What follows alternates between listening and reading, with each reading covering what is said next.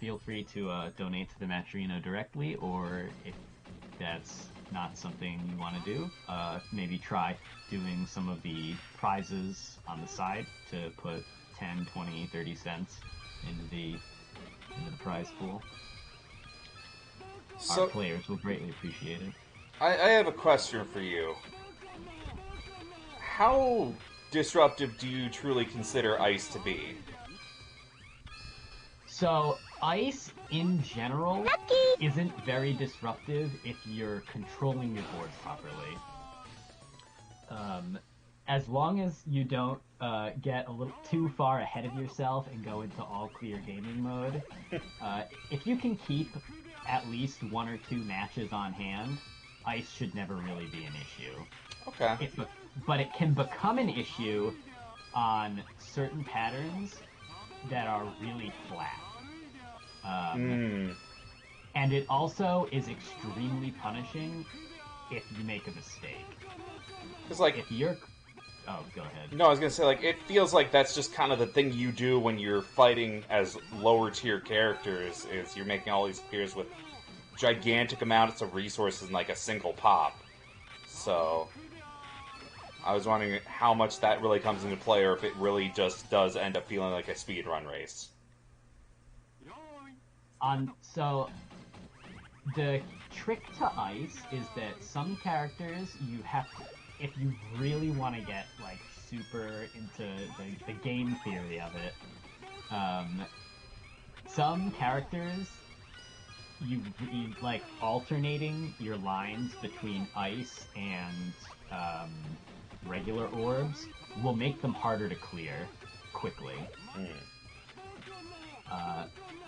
But that's something that's kind of hard to control consciously when you're in the middle of a match racing to quota at 1,000 miles an hour. Fair. Like, if it happens to end up being a spanner in the works, well, it's a happy accident. If not, move on. Speaking of moving on, birdup's got the first win, so we're gonna see Scherzo's counterpick.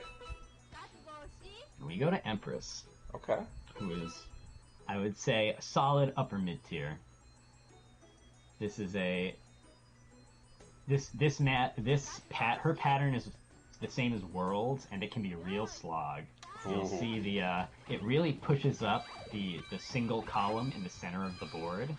Or I mean, in the center, like, so the second player, it will push up on the left side, and the first player like the right side.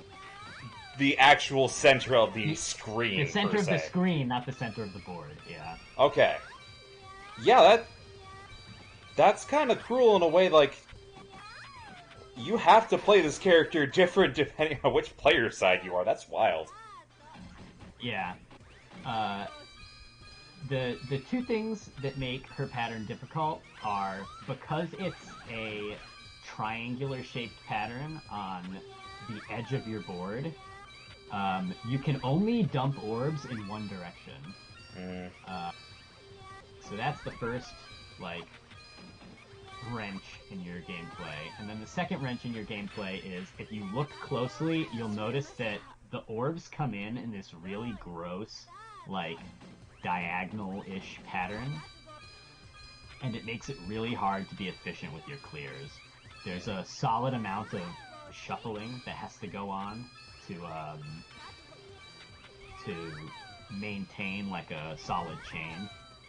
And juggling between the shuffling required to open matches up and still making matches while you're receiving damage is what makes the character pretty efficient at killing you. You say we're absolutely a one-chain hell here.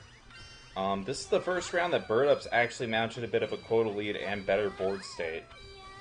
Because it seemed like Scherzo was consistently pulling ahead just by a little bit with better board management, so even though birdup could keep a little bit of pace, he would just die.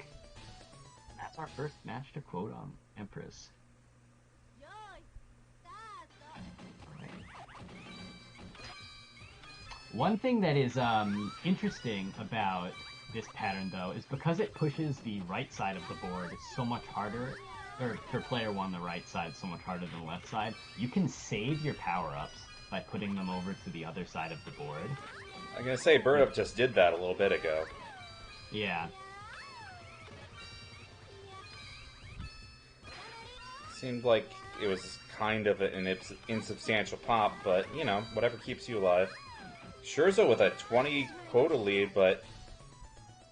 Nah, just dead for it.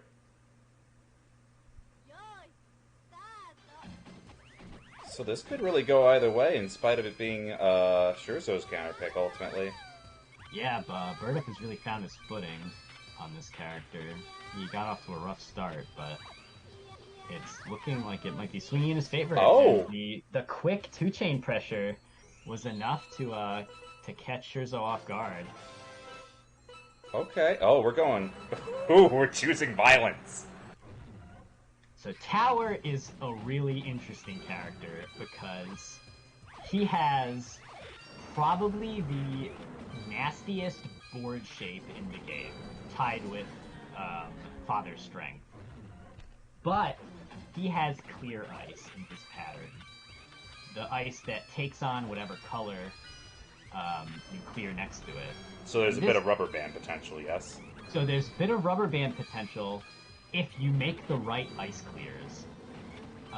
Managing which... So this is an example of where ice can be super dangerous.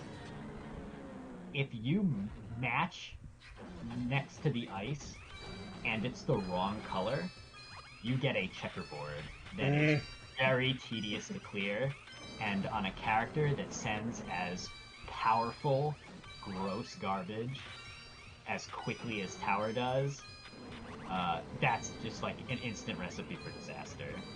I was gonna say, birdup getting really good draws off of, like, ice here. A lot of, like, 9+ bubble pops there. Yes, you have to be really conscious of the color you're clearing when you throw it into the ice. Because if you make sure you have the right colors on hand and you can match the ice, so it comes out in pairs. I think it's yellow and green will come out, or no, it's red and green will come out, and then so another benefit of, or another reason Tower is a bit of a wild card is he has clear ice and rainbow orbs. And birdup is doing a fun trick we like to call going to the disco, where if you throw a power orb onto a match and it unfreezes ice, all of the ice becomes that power orb. He did it twice. And once you start, because of the nature of power orbs making really large matches and naturally extending your combos, if two players both pop a power orb, they're probably going to send each other ice. So it becomes like a game of how long can I keep my power orb, like how many times in a row can I duplicate my power orb to just keep it on the board. Would you say that the match snowballs? Yes, the match does snowball. Was it Xerxian who came up with that one? No, I just thought of it right now. Yeah, the match fight does, the Rainbow Orb matches do turn into a bit of a snowball fight as you throw them back and forth. So Hanged Man is interesting because there are 3 strengths of characters independent of the tier list, and Hanged Man is regarded as a weak character. If you do a 2-chain with only 6 orbs, he only sends 2 lines, which isn't much. Other characters that do this are Fool, who is like the worst character in the game, Devil, who is the same as Fool, also like the worst character in the game, and Lovers, who is, depending on who you ask, either a low tier or a mid to low tier character. Hanged Man, however, has one of the grossest color patterns in the game. So despite being only sending 2 lines at a time, he's actually a super nasty pressure character. And as these orbs come in with their terrible colors, slowly but surely, and you struggle to clear them, it just feels like you're drowning. Because you can't get rid of them faster than they show up. Alright, birdup very much looking like he's going to seal up his winners round 1 here. Yeah, this is actually a character that birdup has been grinding a lot lately. So I don't know if Scherzo knows that, but this is kind of an unfortunate counterpick for him. I mean, He's sort of played into birdup's hand ooh. unknowingly. We take what we can get.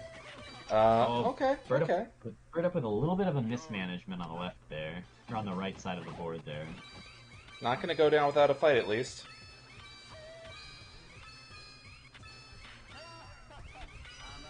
I personally love to scare the shit out of my opponent when I think I'm going to lose. Ooh, birdup getting lucky. Yeah, that ice clear. Yeah, he popped the power orb before unfreezing the ice, which can be really dangerous if you have ice of the color of the power up, because it won't get cleared. It was birdup's counterpick. Oop, yeah, you're right. Oh, it was. Oh, okay. Really playing into your own strengths with the counterpick. Yeah. That makes a little bit more sense than what I said.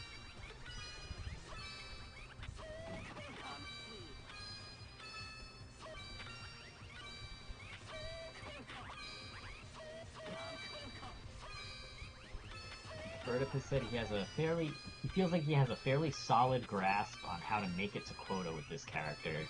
So, just the fact that their pattern is kind of gross and unconventional to clear, he thinks that he can just pick this character, play their pattern, not have to think too hard, and it'll come out in his favor most of the time. Oh, but Scherzo playing very well under pressure here. Birdup was threatening set point there a lot, and Scherzo turned it around. yeah, So this one's going to game 5. That was a reverse 3-0, wasn't it? On the that character. Yeah, exactly. Yeah. So very good play under pressure from Scherzo.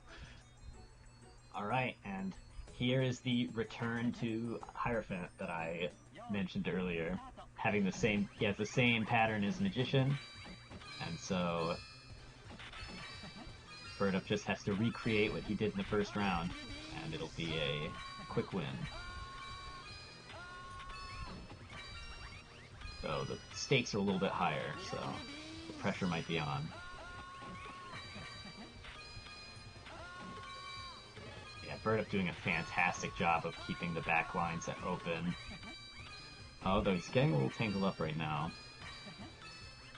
Meanwhile, Scherzo is cooking. Oh, but he spent too much time gathering up all of his blue orbs to make the last clear he needed to win, and birdup snuck in under him. That's another thing to note about birdup. He's very good at when the game starts going long, watching the quota counter. Ooh. Whenever they get a symbol piece and accept damage, I can't help but clench a little bit there. Oh yeah. With danger. Yeah, waiting a little bit too long and then having your board top out as the chain is starting is very rough. It's such a delicate balance. Like, yes, you want the free clear to get your quota faster, but you also don't want to die.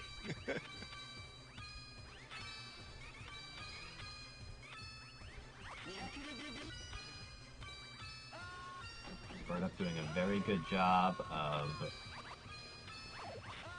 letting some damage roll in to get efficient use out of his power-up. Also, almost made a bit of a mistake with the back rows on those yellows, but they managed to line up again.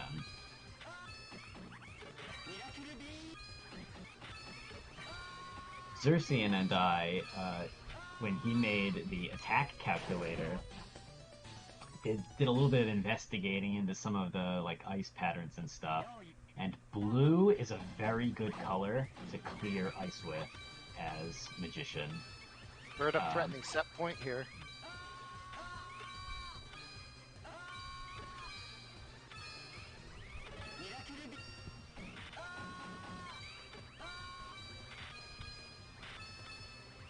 Just masterful quota awareness that I'm seeing from players. You know, stopping that chain right as quota is achieved. Yeah, that's definitely one of Birdup's biggest strengths. He's very good at being aware of the counter. This is a nail biter. And Did he that's count it. it right? Yes. Oh my god. I'm like, did he need that extra triple clear at the end? Regardless, it resolved fast enough to give him the win. So GG's to Birdup. All right.